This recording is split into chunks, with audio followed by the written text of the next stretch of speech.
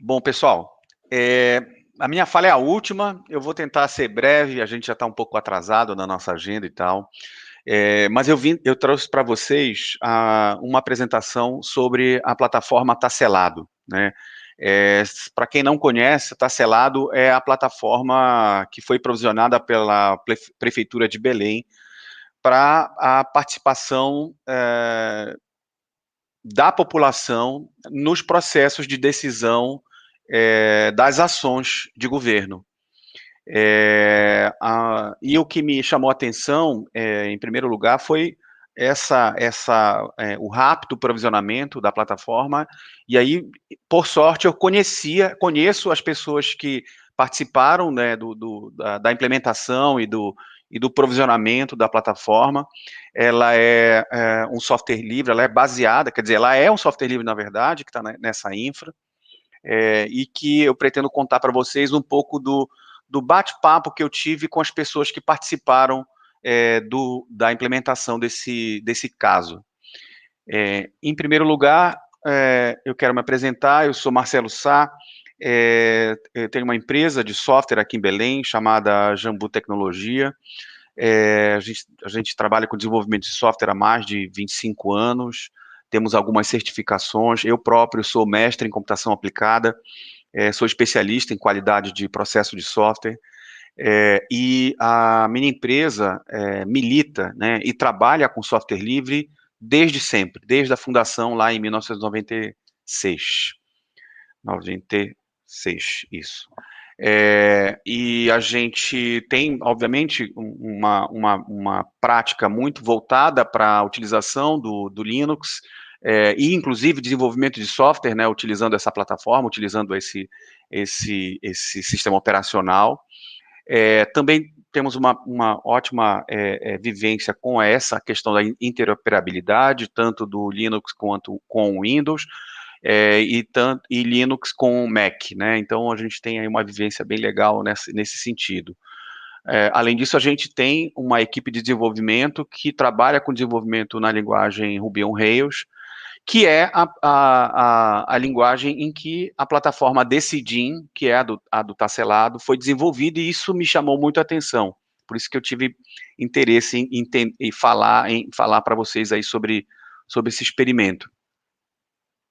Completando um pouco do que o Zé Roberto falou no começo, né?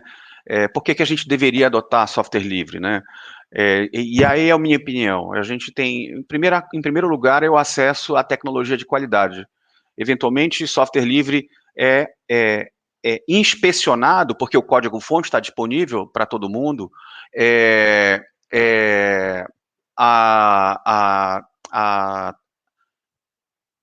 A inspeção de qualquer pessoa do mundo.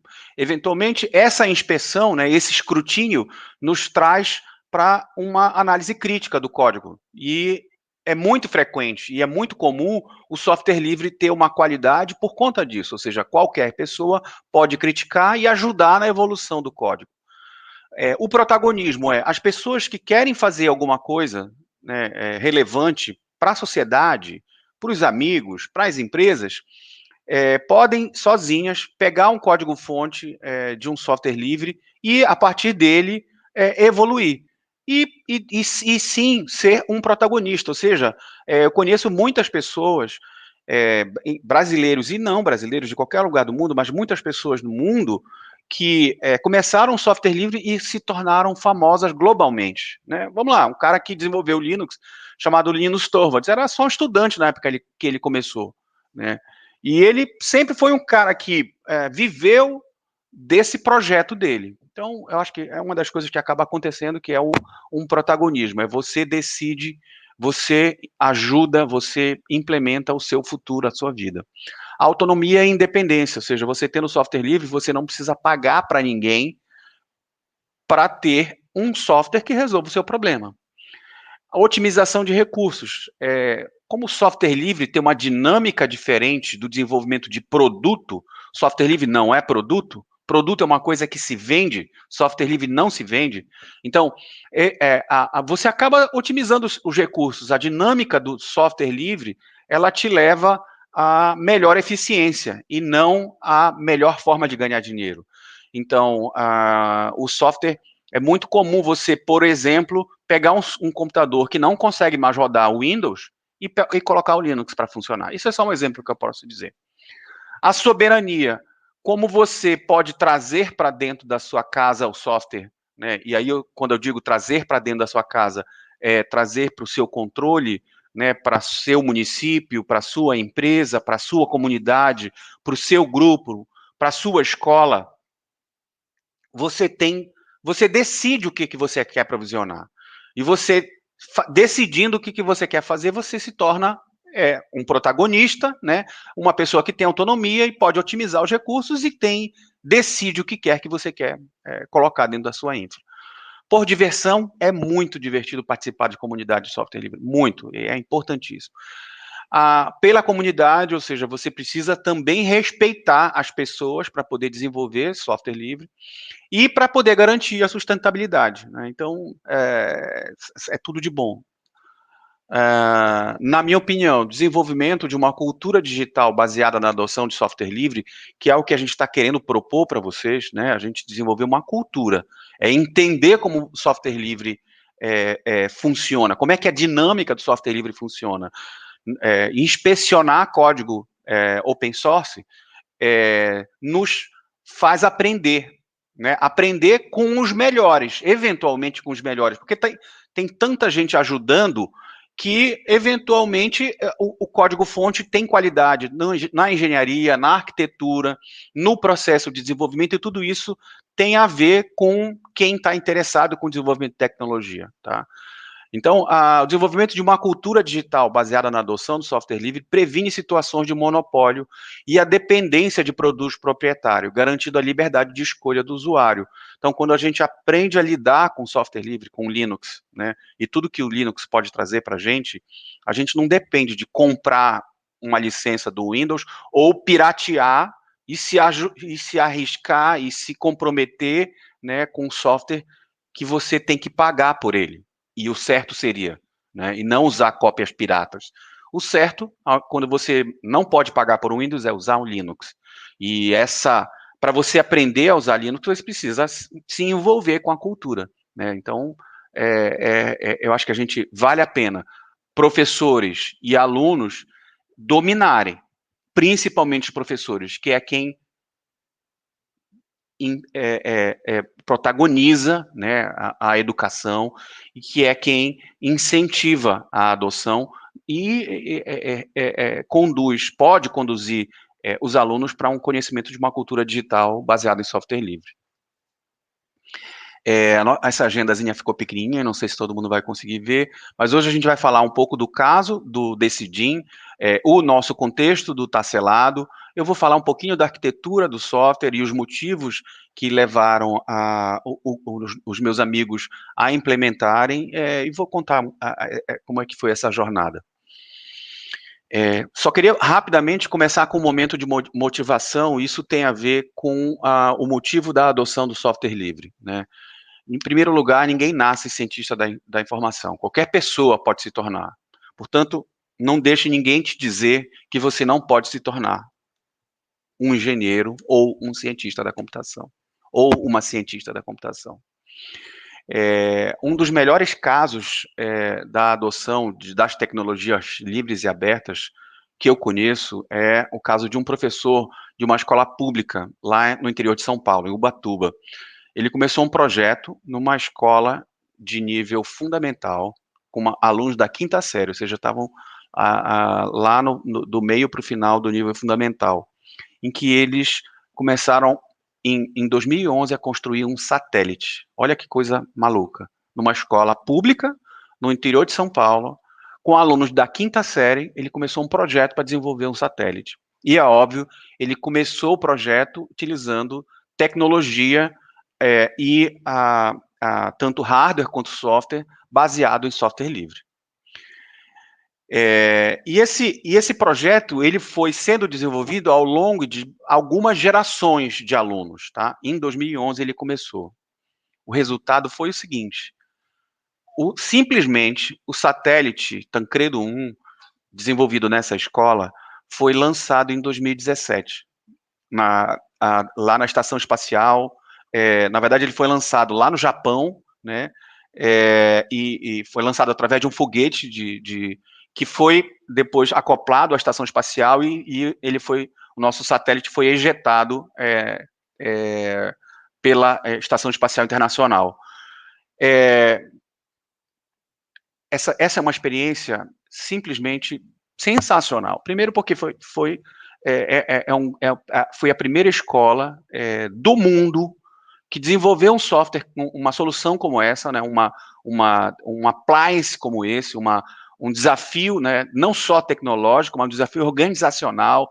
Imagina, ele começou com muito pouco ou nenhum recurso. Começou só com etapas conceituais, depois foi montando o hardware, depois foi submetendo o projeto para conseguir recurso, né?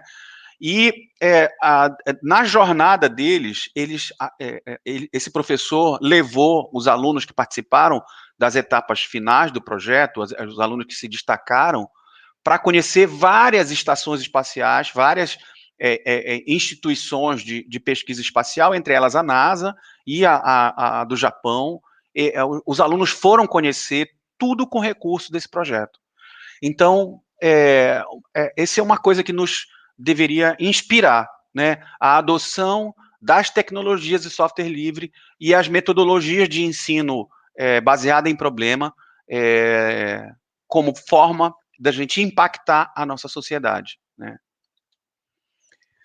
Bom, momento inicial de motivação, eu quero contar para vocês agora o caso da plataforma Tá Selado, um caso de software livre para o bem dos processos democráticos. Esse conteúdo que eu estou trazendo para vocês, ele foi baseado, obviamente, né, eu não participei do desenvolvimento, mas conheço as pessoas que protagonizaram, né? E são duas pessoas, as que eu conheço, que são as principais protagonistas. Não são só eles, mas são as pessoas que eu tive contato e que realmente fizeram muita diferença nesse processo.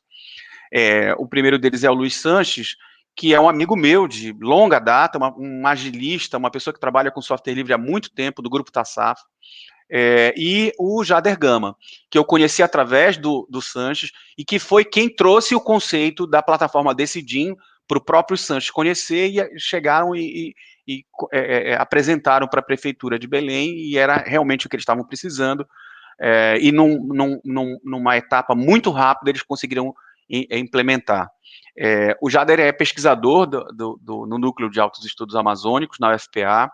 A tese dele foi a Economia do Conhecimento e Capitalismo de Vigilância, e ele já tinha uma vivência, né, relativa a software livre, né, por conta da pesquisa dele, e conheceu os autores da plataforma Decidim na Espanha, no processo de pesquisa, né, nas etapas em que ele teve que conhecer, né, como a tecnologia, né, impacta na nossa vida cotidiana.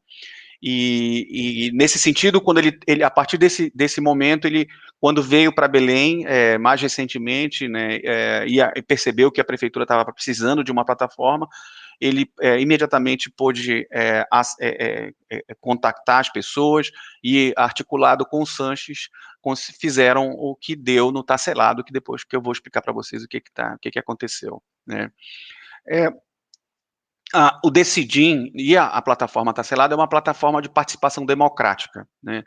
Para quem pôde participar, quem teve a oportunidade de participar do que aconteceu durante as etapas do Tá Selado, e está acontecendo ainda, você se inscreve na plataforma e pode participar dos fóruns de discussão, pode fazer proposições, e as proposições vão receber votos, e várias outras questões, inclusive a coordenação de eventos, assembleias.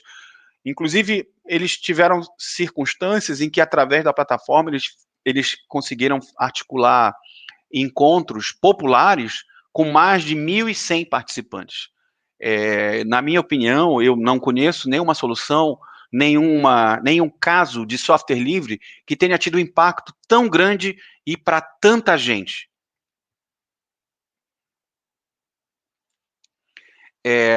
Então, a plataforma Tacelado é a plataforma Decidim.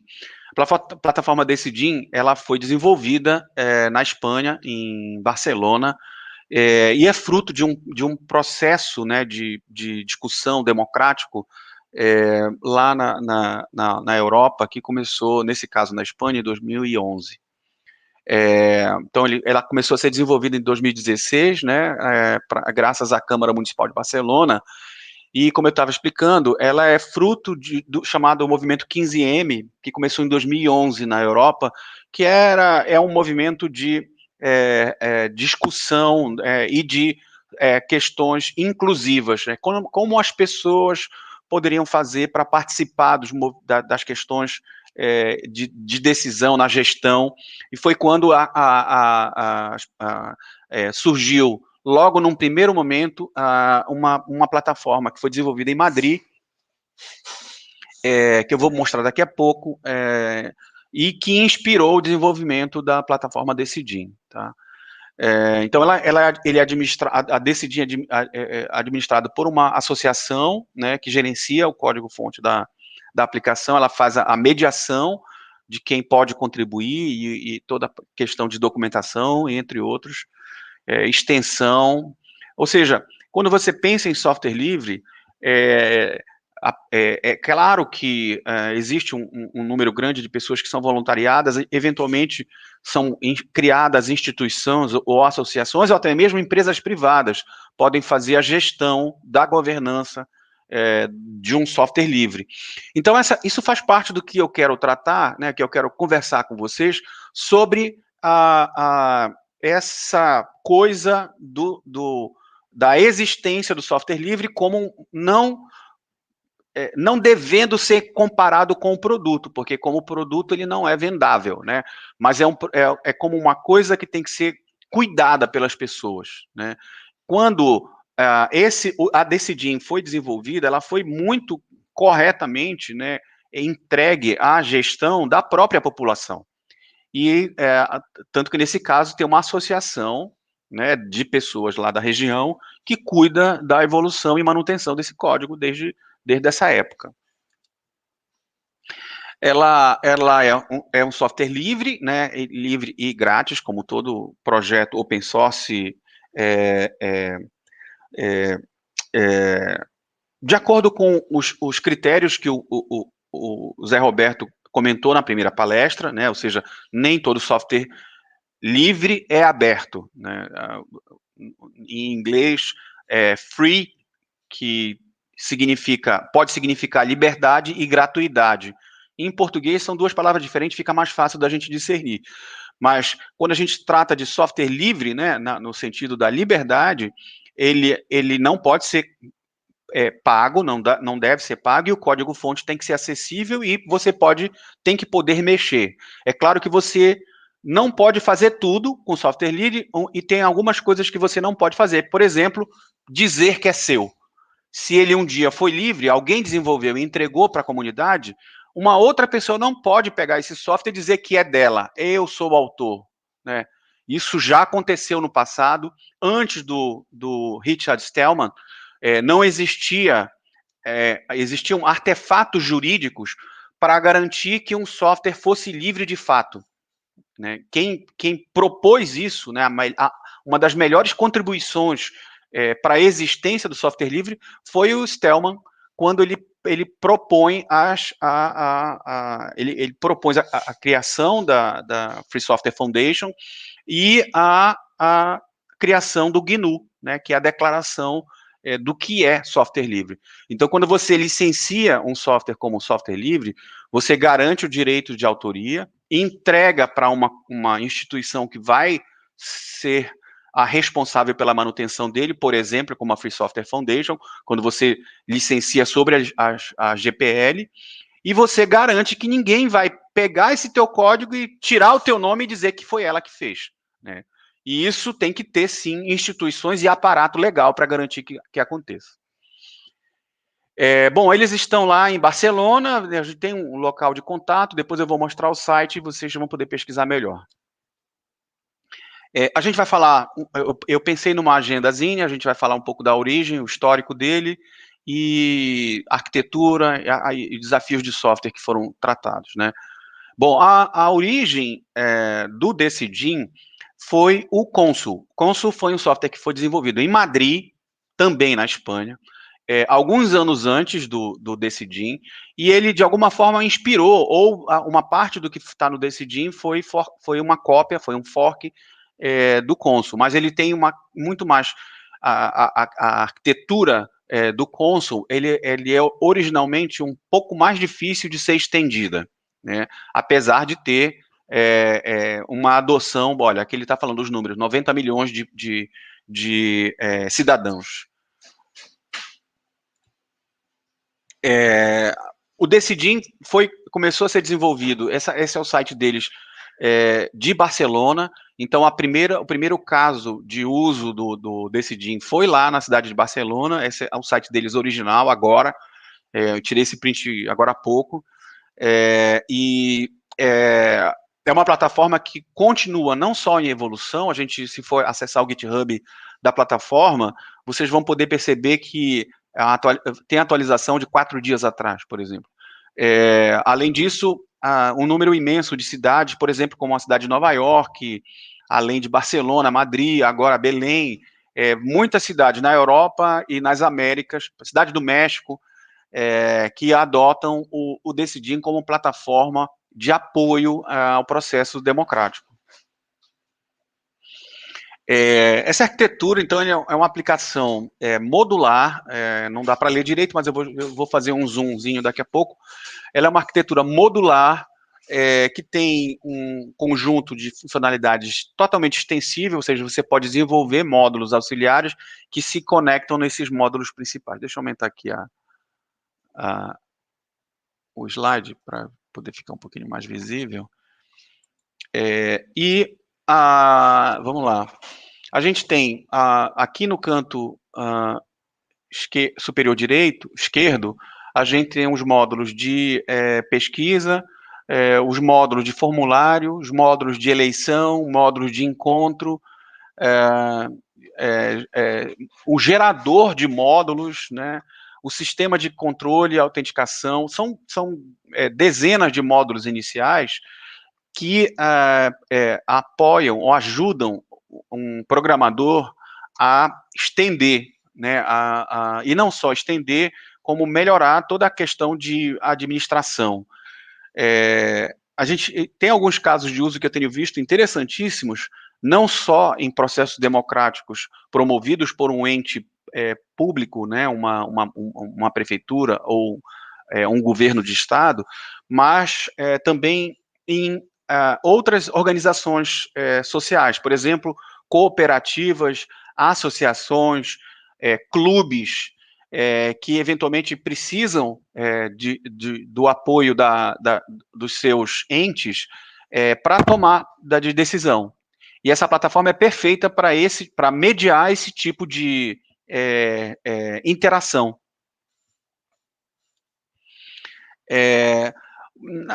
Uma das coisas que eu queria ressaltar era, assim, no caso do Tacelado, a gente tem muitas coisas que aconteceram que são importantíssimas, que foram as reuniões populares, né, que foram organizadas, e elas foram boladas, criadas, por conta da proposição do plano plurianual do orçamento, da lei orçamentária do município, né? E essa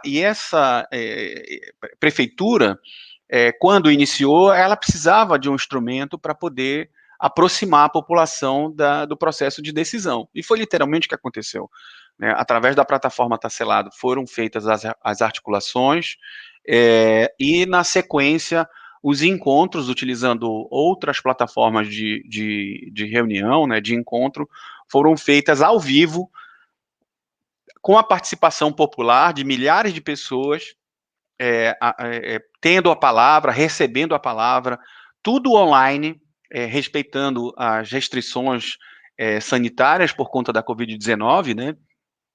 Então foi uma situação da mais absoluta exceção, na minha opinião, foi um projeto exitoso, muito com uma qualidade técnica impecável, e está no ar, continua sendo utilizado, e espero que eles continuem podendo, inclusive, contribuir, né, com o próprio Decidim, com a plataforma inicial, e era isso que eu tinha para falar. Pessoal, eu não sei se alguém tem alguma pergunta, e eu estou aqui terminando. Eu queria agradecer a participação de todos. Deixa eu ver se tem alguma pergunta aqui.